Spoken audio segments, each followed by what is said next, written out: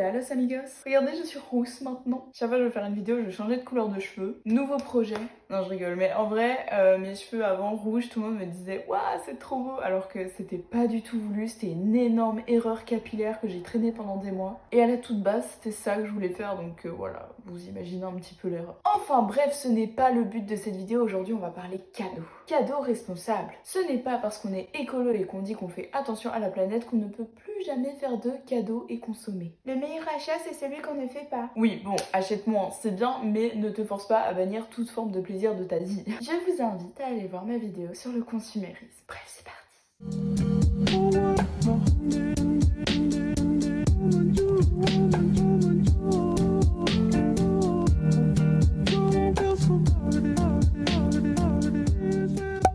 Bon voilà, je suis assez contre la fast fashion et la surconsommation. Maintenant, chacun et chacune pense ce qu'il ou elle veut. C'est mon avis, voilà, on n'est pas dans le jugement. Et j'avais déjà fait du coup une vidéo sur les cadeaux éthiques qu'on pouvait faire. Et je me suis dit, pourquoi pas en refaire une, j'aime bien. Alors avant toute chose, dans la première vidéo, je parlais surtout d'achats à petit budget et surtout matériel. Là, j'aimerais parler de choses moins matérielles. Mais si vous préférez vraiment prendre au niveau des vêtements, des livres, des accessoires, etc., je ne peux que vous conseiller la seconde main ou les fripes, tout ça. C'est souvent moins cher et la seconde main ne veut pas forcément dire vieillot. Perso, ça je l'ai acheté à 1€, nickel, je l'ai depuis des années, il est pas abîmé, enfin voilà. On peut faire de super affaires. Voilà, ça c'est dit. Bon, maintenant, première idée, les bons. Mais pas n'importe quel bon, des bons faits maison. Je pense notamment à des bons pour un repas, pour un ciné, pour aller marcher une randonnée, etc. En fait, je faisais ça pour ma maman quand j'étais petite, quand venaient les cadeaux de Noël et que j'avais pas d'inspiration. Je prenais des bouts de papier, je mettais bon pour faire la vaisselle, pour un câlin, pour ranger ma chambre. Et donc, quand ma maman me demandait de ranger ma chambre et que je ne voulais pas le faire, elle me sortait le bon et là, je n'avais plus le choix, voyez-vous. Avec ou sans bon, je n'avais quand même pas le choix, hein, mais voilà. Bref, c'est tout mignon et vous pouvez faire ça pour tout et pour rien et adapter vraiment à la personne. Imaginez, vous voulez faire un cadeau pour votre père qui est assez sportif, vous mettez bon pour une randonnée, vous prenez un bout de papier, vous le décorez, vous faites des dessins, que sais-je, ou même avec une photo, vous le plastifiez, enfin voilà, à votre guise. Et vous le donnez et un jour votre papa vous le ressortira en mode hé, quand est-ce qu'on se la fait cette randonnée? Et voilà, c'est sympa. Ensuite, deuxième chose, passons au petit cadeau symbolique fait maison. Moi j'adore faire ça. Autant les offrir que les faire, enfin c'est mon truc préféré au monde. T'as mis du temps, de l'amour, de la patience, je trouve ça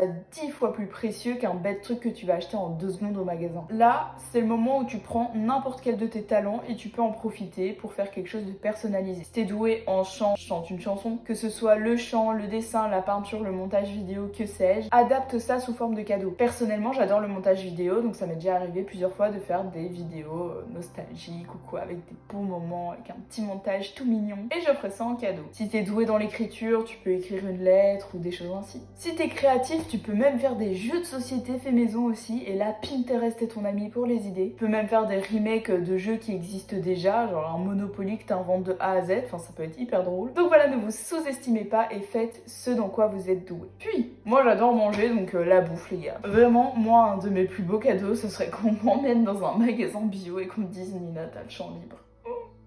Ou un resto. Sans déconner, vraiment, ça peut paraître paradoxal pour une fille qui a souffert d'anorexie, mais je vous jure, j'adore la bouffe, c'est un truc de malade. Donc pour moi, c'est une valeur sûre. Encore une fois, c'est adapté selon la personne, vous pouvez soit l'amener dans un magasin de bouffe, voilà. Soit l'emmener dans un resto, ou alors faire un petit panier avec des gourmandises que vous avez fait maison, ou acheter dans un magasin, encore une fois, local, ou que sais-je. Puis même dans ce panier, là je pense c'est bientôt Pâques qui approche. Absolument pas, au moment où je tourne cette vidéo, on est encore en février, mais... il y a déjà plein de Pâques dans les magasins. Moi après je suis déphasée, hein, je sais plus du tout à quelle période on est. En plus le temps il fait beau, il pleut, il fait beau, il pleut, il fait beau, il fait chaud, il fait froid.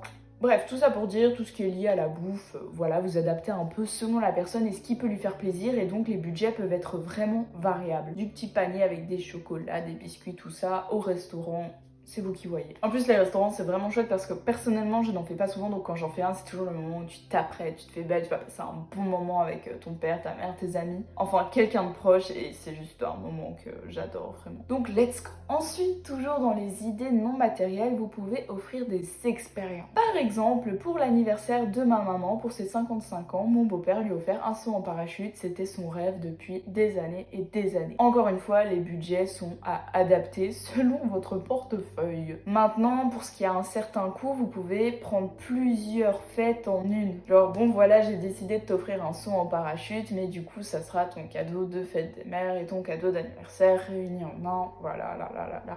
Maintenant, dans les expériences, il y en a dans tous les budgets. Ça peut être une visite d'un musée, un trip, un spa, soit en élastique, parachute, les trucs d'airspace, là. J'ai toujours voulu faire ça. C'est genre dans une bulle à verre comme ça, et puis tu voles. Voilà, tu défies la gravité. Ma maman, une fois, elle avait gagné des places pour l'Eurospace Center. Elle m'avait emmenée là-bas quand j'avais genre 15 ans. C'était un des meilleurs moments de toute ma vie. J'avais trop kiffé parce que j'aime trop l'espace. Donc c'est ça que j'entends par expérience. Cinquième idée, et alors là, on est vraiment dans le symbolique. J'avais déjà vu ça en Amérique, en fait, il y a beaucoup. Tu peux offrir une étoile à quelqu'un. C'est clairement pas matériel, mais juste par exemple, moi j'adore l'espace et donc c'est assez symbolique de dire ah, il y a une étoile dans le ciel qui t'appartient, tu vois. Et donc t'as ton petit certificat, etc. Bon, ça peut te paraître ridicule pour certains, mais voilà. Il y a aussi des arbres, tu peux acheter un arbre et planter un arbre pour quelqu'un. Au niveau des animaux aussi, tu peux adopter par exemple un tigre ou des pandas. C'est la WWF qui montrait ça il y a pas longtemps. Et donc en fait, t'adoptes et tu deviens parrain-marraine entre guillemets symboliquement d'un animal. Voilà. Puis en pensant à la WWF, je me suis dit pourquoi pas faire un don dans une association qui tient à cœur à la personne que vous voulez chérir. Par exemple, cette personne vous dit depuis des mois et des mois qu'elle aimerait vraiment faire un don à une telle assoce mais qu'elle n'a pas les moyens et que ça lui tient vraiment à cœur, etc.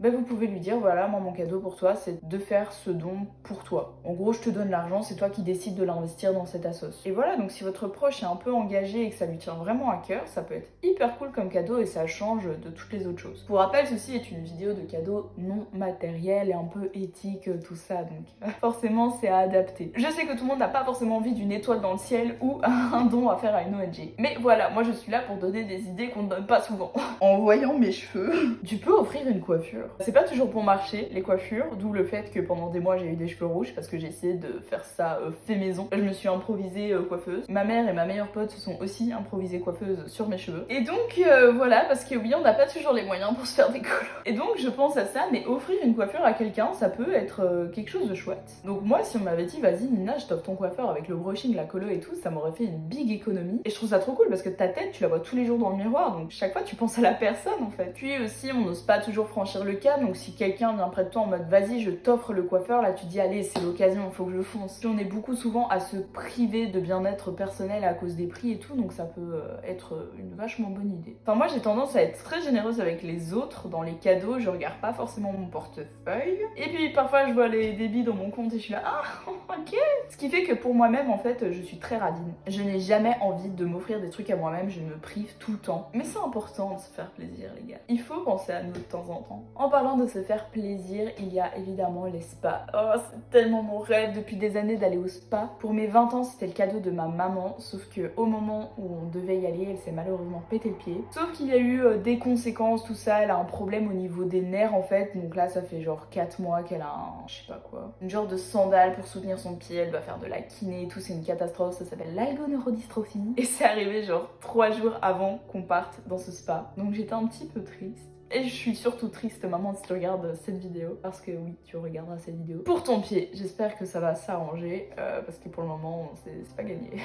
Love you. Tout ça pour dire que si vous avez un proche dans votre entourage qui rêve d'aller se faire masser ou de prendre soin de lui, elle, tout ça, mais qu'il ou elle ne le fait pas, c'est l'occasion. En plus, une pierre deux coups parce que vous pouvez vous emmener avec cette personne. Faire un truc en duo. Et oui. Donc si vous avez encore l'usage de vos pieds, voilà. Je t'aime maman. Bref les amis, je finis sur cette touche d'amour pour ma maman. J'espère que je vous ai inspiré. Et donc aussi n'hésitez pas à aller voir ma précédente vidéo sur le sujet, les cadeaux éthiques. Puis j'ai également sorti une autre sur le consumérisme, ça va un peu de peur. Voilà. Sur ce, je vous fais plein de gros bisous et je vous dis à la prochaine.